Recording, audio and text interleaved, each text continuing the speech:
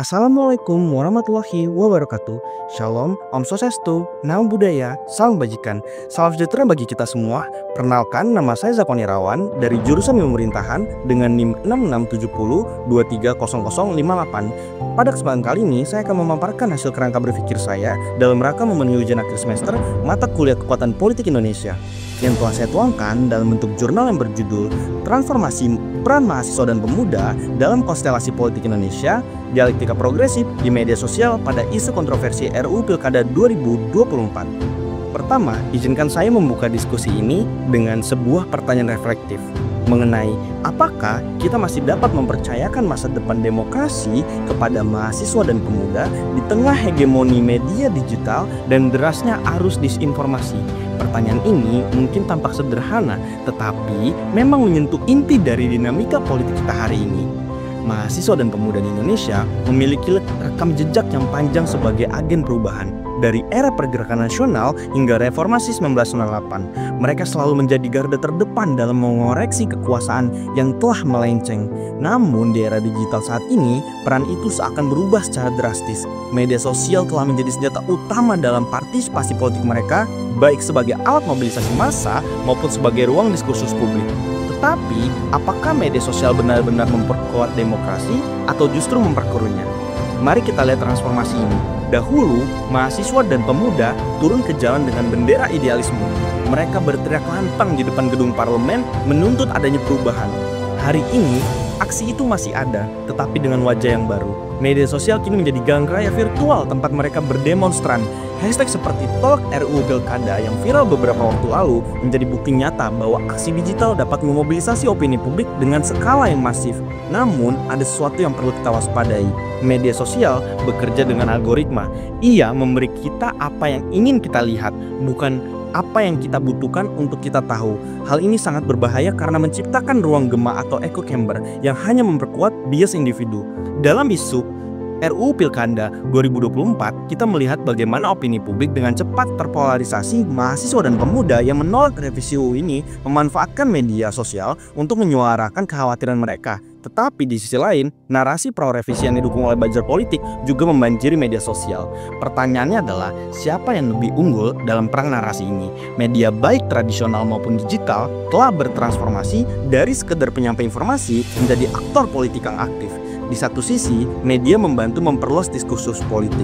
Tetapi di sisi lain, media seringkali menjadi alat bagi kekuasaan untuk membentuk opini publik sesuai dengan agenda mereka yang disebut dengan setting ataupun framing. Isu kontroversi RUU Pilkada 2024 menunjukkan hal ini dengan sangat jelas. Media mainstream cenderung lebih fokus pada narasi pro-revisi karena kepemilikan konglomerasi media seringkali berafiliasi dengan elit politik tertentu. Sementara itu, mahasiswa dan pemuda harus berjuang di media sosial untuk mempertahankan narasi mereka.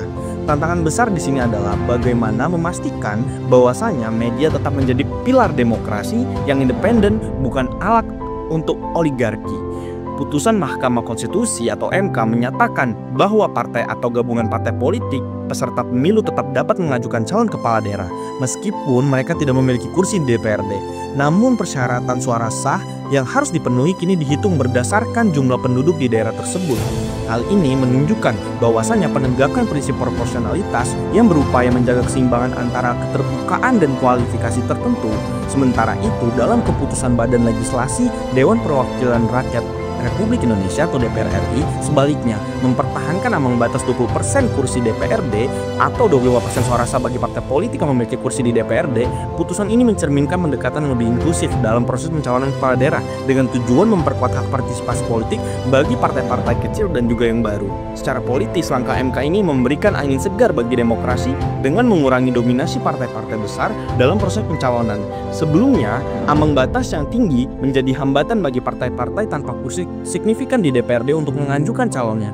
Meskipun memiliki dukungan suara yang cukup dalam pemilu, dengan pengurangan ambang batas ini ada peluang untuk menghadirkan keragaman ide dan juga program dari berbagai partai dalam pemerintahan daerah tersebut. Namun pertanyaan besarnya adalah, apakah ini akan memperkuat demokrasi atau justru menciptakan kompleksitas baru dalam politik lokal? Pertama, dari sisi partisipasi publik, kebijakan ini potensial memperluas ruang demokrasi. Partai-partai kecil bahkan yang baru terbentuk punya peluang berkompetisi, sehingga pilihan politik rakyat semakin beragam. Kedua, dari sisi stabilitas politik, ini bisa menjadi pedang bermata dua. Mengapa demikian?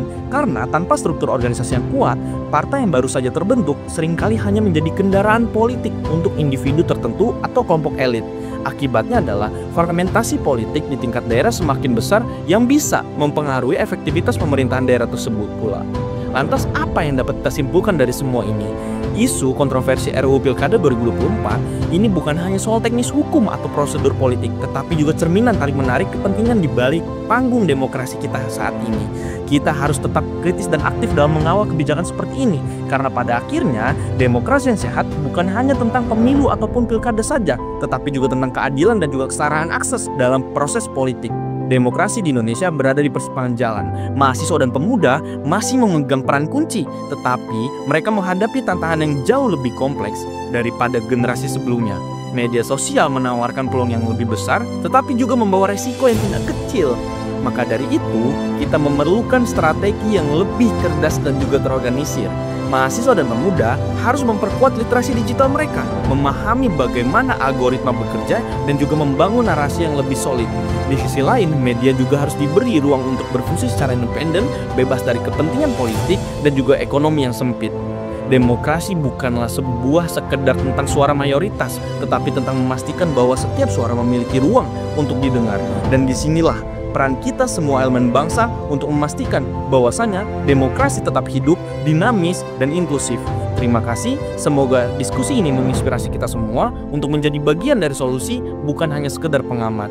Hidup mahasiswa, hidup rakyat Indonesia. Sekian dari saya, wassalamualaikum warahmatullahi wabarakatuh.